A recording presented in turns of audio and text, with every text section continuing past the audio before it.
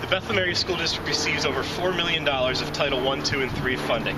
Any reduction to these areas, even as little as 10%, will have a drastic effects on our neediest students. It will be extremely difficult to continue these services as they exist today with a cut in federal funding. If we are able to sustain them at current levels, it will be another blow to local taxpayers who more and more are being forced to step in when it is the responsibility of the state and federal government to properly fund public education. In Allentown, as most people know, we're already facing some very serious cuts to our children's education. This budget cycle, we are looking at the possibility of completely eliminating full-day kindergarten, the arts program, and eliminating 144 teaching positions.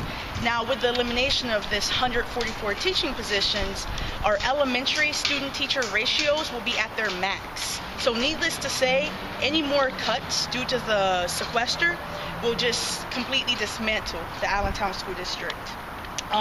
As we've heard before, Title I funding is a major source of revenue, of an income stream for the school district. Title I funding helps increase the academic achievement in high poverty schools, as we just heard, and all of the schools in Allentown are high poverty schools, so all of them need the resources. We also run a senior center which serves 2 meals a day, as well as provides education and recreational activities for over 40 seniors. Recently, one of my seniors stated that if we had to close our senior center doors, she would die. She went on to explain that the only things that keep her going are the fact that she can come to our center, eat 2 healthy meals, and spend time with her friends, which she refers to as her family. For our seniors and many members of our other programs, this center is their second home. How will the sequester affect HCLV? We're going to have less money to serve our people with an increase in a need for services.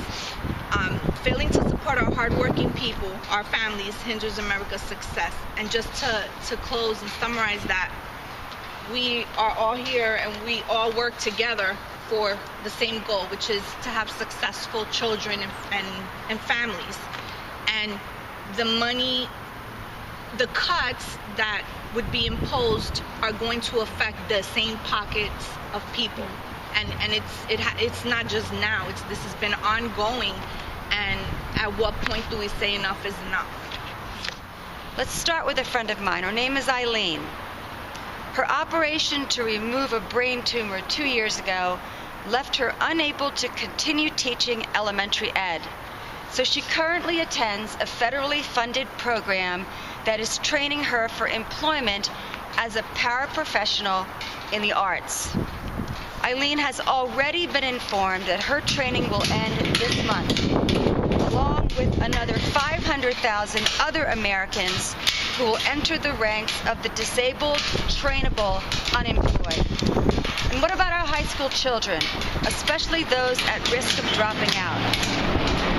The federally funded programs that support the Bethlehem area Vo-Tech School will influence 8 to 10 times more at-risk students to stay in school, to learn a trade and ultimately graduate from high school than if those programs were cut.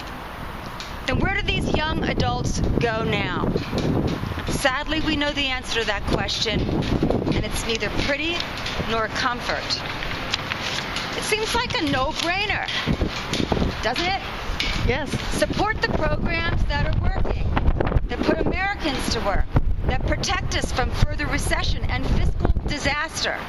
We're here because, frankly, the bill in Congress was passed because no one thought we'd ever get to this point. That sequestration would be so bad and so devastating that no one would ever get to the point where that it would actually happen. No one would ever stop, Head Start programs because we all know that they work. Yet, because of these cuts, 2,300 kids in Pennsylvania are not going to have Head Start anymore. That's 2,300 kids' lives that are going to be forever changed, and not for the good. And so I look at it, for me, it's very personal because of the impact that these programs had on my life. I have